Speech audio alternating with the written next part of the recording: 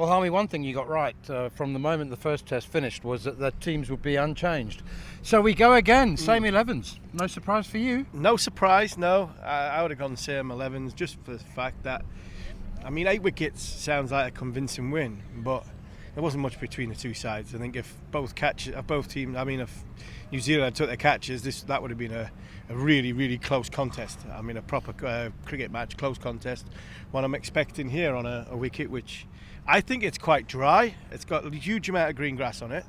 I think it's quite dry underneath. Out there 5 minutes ago with Ben said he thinks it'll spin. Brendan McCullum said, Baz said he says he thinks it'll spin. But both sides have read the room of not playing Mitch Santner. England have got 3 spinners, haven't they? Bethel Root and obviously Bashir, but no, I'm not surprised. I think both bowling attacks deserved another crack at each other, because I thought both bowling attacks bowled really, really well in that first test match in Christchurch. Just before we hear from Ben Stokes, let's talk a little bit about this ground. We talk a lot about the history and the wind, the Basin Reserve. It's New Zealand cricket's Lords, isn't it? Just behind Katie, our camera lady. There's the NZ Cricket Museum, and later on today they're going to unveil the Hall of Fame, the inaugural Hall of Fame, and but the Basin Reserve, the ground itself, very historical. Do you know how many international sports have been played here apart from cricket? You asked me this once before and I can't remember the answer. Was it something like 10 or 12?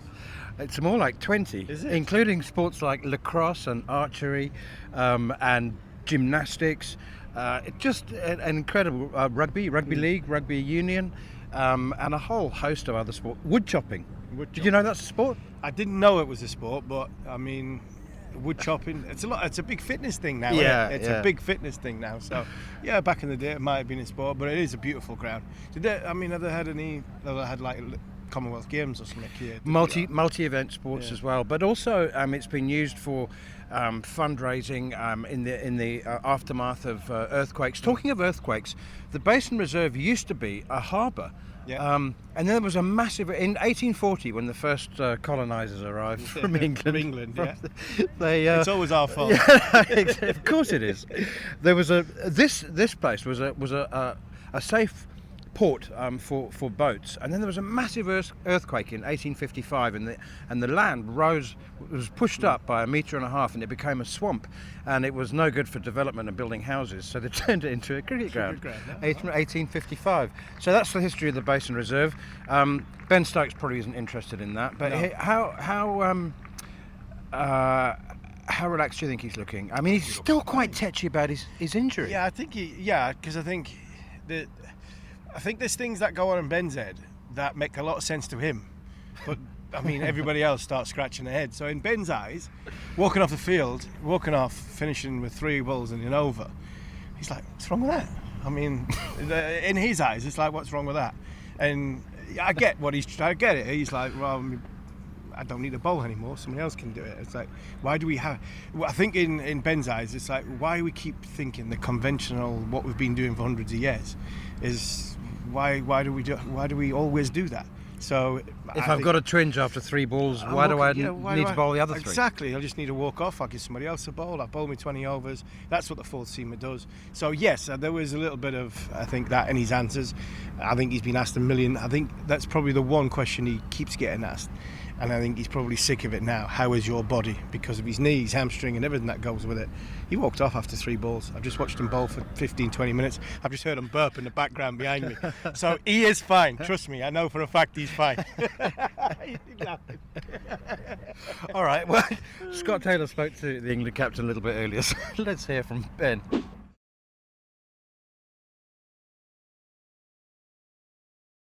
Obviously, we're going out there to win the game.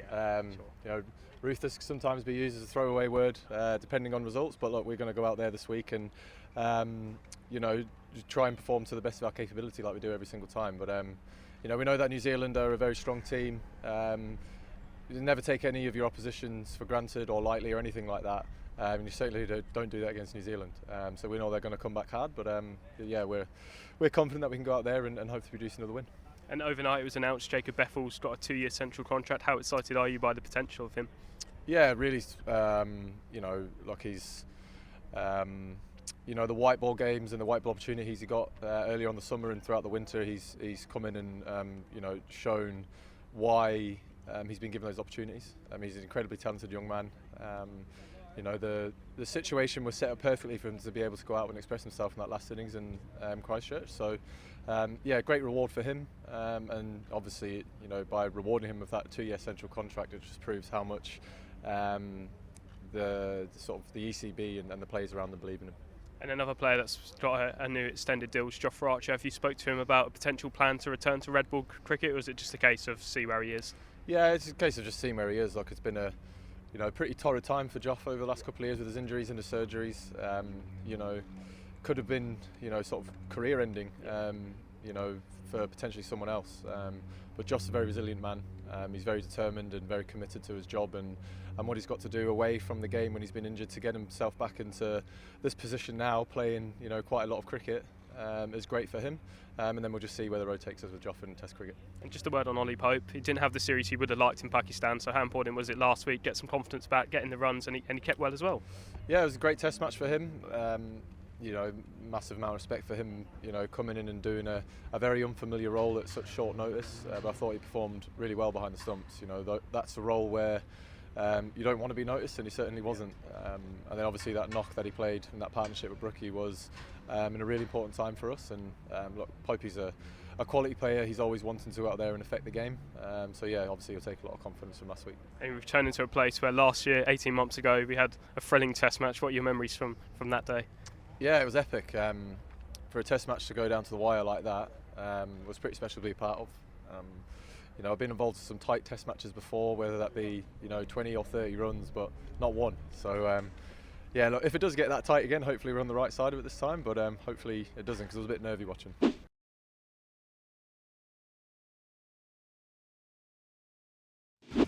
That's Ben Stokes talking to Scott Taylor. He's obviously in good spirits, isn't he? No, he's in great spirits. And why shouldn't you be? I mean, he's a leader of a group of blokes who are really having the time of their lives.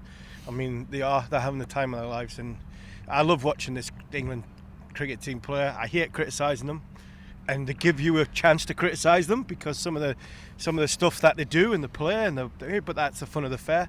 I mean, we don't do it. I try and be as diplomatic as possible when one of them makes an absolute horlicks of a situation, because I know for a fact that the other element of it, if they get it right, it is brilliant. So they're either always there or always there. So I think you can't be too critical when they are there, because you have to praise them when they're doing really, really good things, and that's what this team does. They're a great team to watch. They seem to be a great team to play in. That everybody seems to be their second team, and I've said this many times before. Second team to follow because of the exciting brand of cricket they play. But this is now on the verge of a Big Ten Test match series. They've one out the way. They've got two more to come in this country. One in the summer before India come, and then Australia. They have to be ruthless. They have to get from a winning position and really ram home advantage. I mean, they were given a chance in New Zealand. They got into a winning position and they rammed home advantage. That was brilliant. They've got to do it again this week. The thing is, you do criticise them, and they enjoy that. I think they take it from you. They are prepared to be critical. I'm going to ask you about over rates in just a second, but let's hear from Ben Duckett, because he's one of those players who you've criticised, and he's a different kettle of fish, isn't he? I mean, as an opening batsman, as a cricketer, he genuinely doesn't care if he gets out in the 80s or the 90s, and a lot of players have said it's just a matter of 10 or 12 runs, it doesn't make any difference. But he also spoke to Scott Taylor about being one for one and playing reverse scoops when you're chasing 100. Let's hear from Ben Duckett.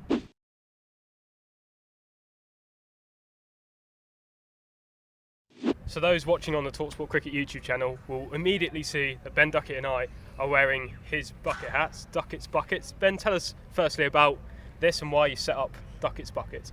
Yeah, thanks. Well, firstly, surprised to see them out here, so thanks for that. It was actually something that my missus had kind of the idea. It was the Ashes summer, and I remember we all had bucket hats on, and they kind of took off. I think the England one sold out pretty quick, so we kind of just had this idea in the background. especially whilst Paige, my girlfriend, was pregnant and not working, that she could do a bit of this stuff behind the scenes, which she's very good at.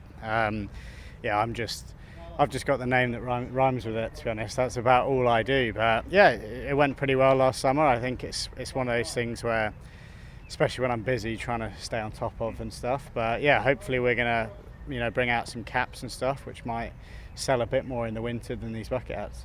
And how important is it to have something other than cricket to focus on? Because we know how intense international cricket is for you. Yeah, well, you're right. And to be honest, something that who knows if I'll continue to start kind of do it after cricket. But yeah, it's kind of a bit of fun at the minute. I haven't really gone too seriously with it. But yeah, as I said, it went pretty well, and we'll see how it goes. Perfect. Let's talk to us about playing in this team. How much have you enjoyed it, and how much does it suit you as a batter? Yeah, well, both of those things really. I've loved every second of being a part of this group. I know everyone speaks a lot about Basin Stokesy, but everything is true, and it certainly gets the best out of me. I always play my red ball cricket kind of this way. And even we saw little things like last week chasing 100. It's not something we spoke about before we went out there, but you've got full license to go out there and try and get the job done as quick as you can. And I know at times I've probably spoken and it can look reckless, but even when you're chasing 110, if you're 15 for 3, you never know how that game could go. So even a couple of overs last week, you hit 15-20 off back-to-back overs, the game's done. And that kind of freedom that you have, and you're allowed to go, and I scooped on 0 when we were 1 for 1. Those kind of things that I wouldn't have even done in county cricket, but Baz kind of says, if the field's there and you play that kind of shot well, then go out there, and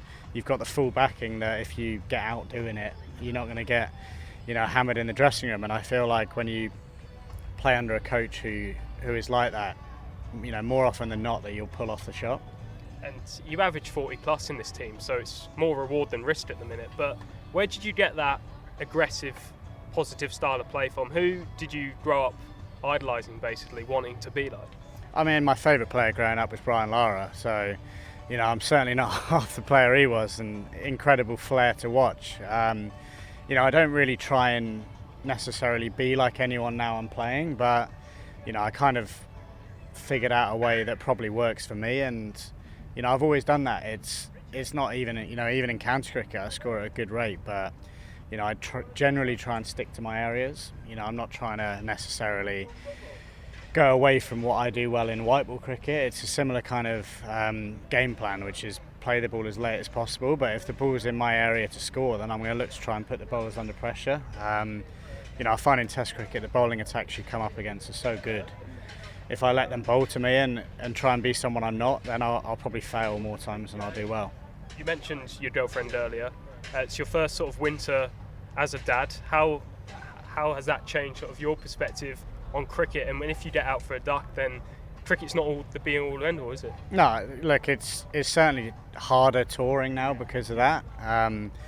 Which is the downside, and people obviously look at us playing in these incredible places, and we're so lucky to do what we do. But the amount of times you do spend in hotel rooms and away from loved ones, that can be challenging. But yeah, I don't think I dwell as much as I used to on low scores. It's in a good way. Like, not that I don't care. Every time I pull on an England shirt, I want to go out there and score 100. But the reality is, as an opening batter, I'm not going to do that.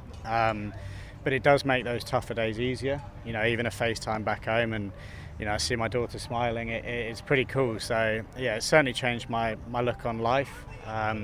Hopefully for the better on the cricket pitch. And your aspirations, not only red ball but white ball as well. We see Brendan taking over from January. How much do you want to be part of that? Not only the ODI side but the T20 side going forward as well. Yeah, I mean, before I got called into this squad, I probably saw my England career being more in the white ball side. So it's strange how I've played two years now of Test cricket and actually not played that much white ball. But I really enjoyed opening the batting against Australia at the end of the summer. It's actually something that I haven't done a lot of in the white ball game. So yeah, hopefully I'm selected for that India series, and I can really put my foot down, and I'm really excited to see Baz coach that one day group. I think the talent of one day cricket in England is right up there in the world. It's just, finding a way to put that into performances and getting the best out of people. And I think, what Baz has done with a lot of the younger lads in this test group, I think, if you're a 21-year-old now trying to make your way in white ball cricket, now's the time to do it, because he will get the best out of, each and every single player. And you look at what's to come over the next 12 months, not only Red Bull with the Ashes and India hosting India, but the Champions Trophy as well. So I know it's important not to look too far ahead, because anything can happen, but just how excited are you for what's to come over the next 12 months? Yeah, I think the opportunity, there's so much cricket to be played, to be honest, moving forward now probably for the rest of my career, and I'm in a position which I haven't been in my whole career, where I've got opportunities to, play for England for the next however many years. So, I think actually in a way the fact of my career, the first half of it where I probably didn't play as much as I'd have liked, I think that's probably made me hungrier and made me, almost desperate in a way to stay in playing for England in all three formats. So, yeah, I think the reason why I got back in the side was not looking too far ahead, taking each game on and not being complacent, and that's something that I'm going to take forward for the rest of my career. Every test match I play, even though there is no pressure on me, I want to go and score runs and make sure that there's kind of no reason to drop me. What's it like? Talk to us about Zach. What's it like being his opening partner, and why is it that both of you get the best out of each other? Yeah, the obvious ones with the height. Yeah. The lengths that the bowlers have to bowl are obviously very different. Especially with the bounce out here. We had a net next to each other before the last game, and he was probably driving the balls that I was cutting and pulling. Yeah. So the field you have to set, the lengths you have to bowl, and obviously being left-right, I think a lot of bowlers bowl round the wicket to me. Mm-hmm. If we're nicking singles every now and again, like they're having to bowl over the wicket, round the wicket, change their lengths. And I think, I don't know what Zach was like before I opened with him, but I think we really enjoy walking out there together. As soon as we walk out, we're having a laugh and we're not putting too much people under pressure. I've batted with people who don't talk much, or you're kind of out there, in your own little bubble trying to get yourself through. But I think me and Zach are very good at, complementing each other. And, when, for example, that first ball, the Ashes, I'm walking down going, it's just ridiculous. And things like that. And I think those comments probably help him, and it certainly does when he does that to me. So, obviously we didn't fire together in the first test, but fingers crossed this week we'll go all right together.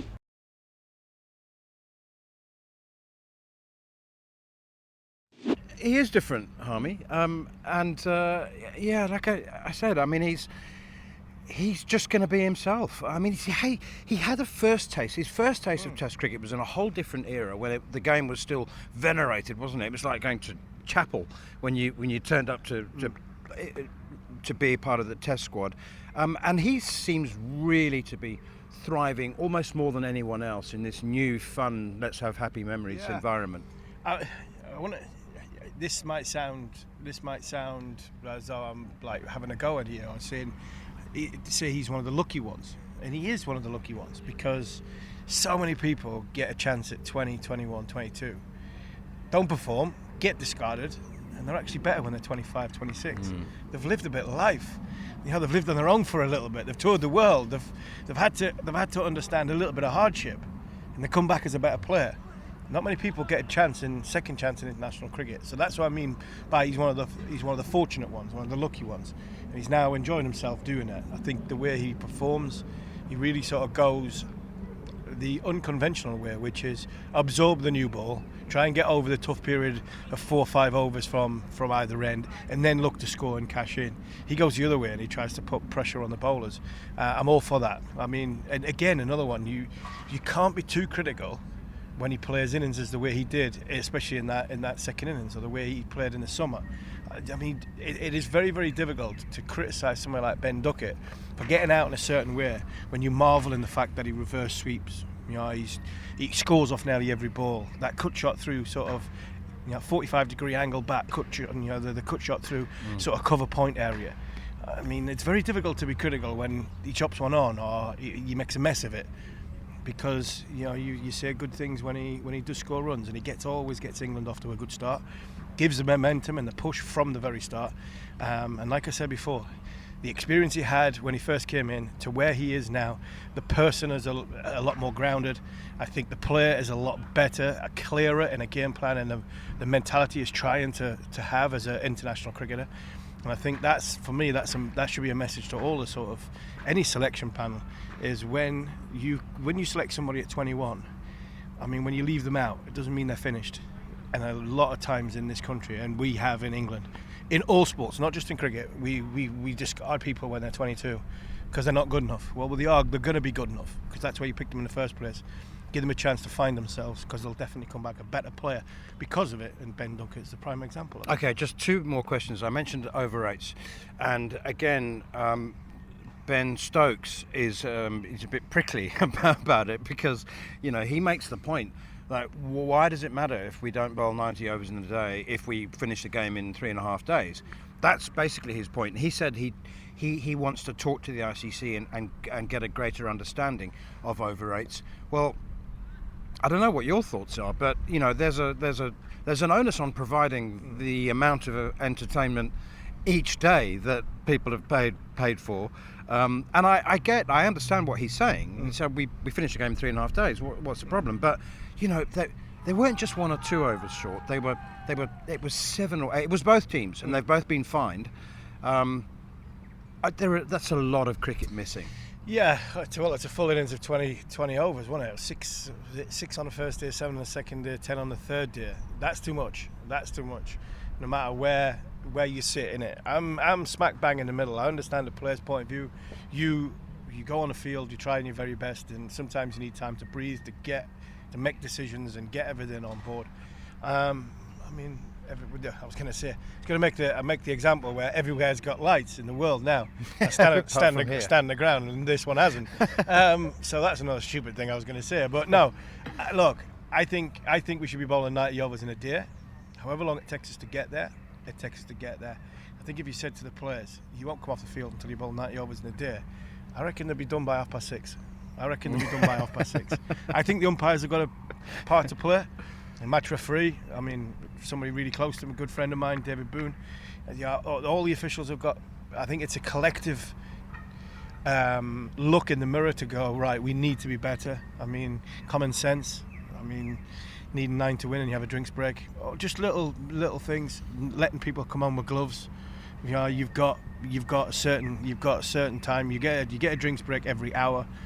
I'm not saying why do we have a drinks break every hour, because I think they are important.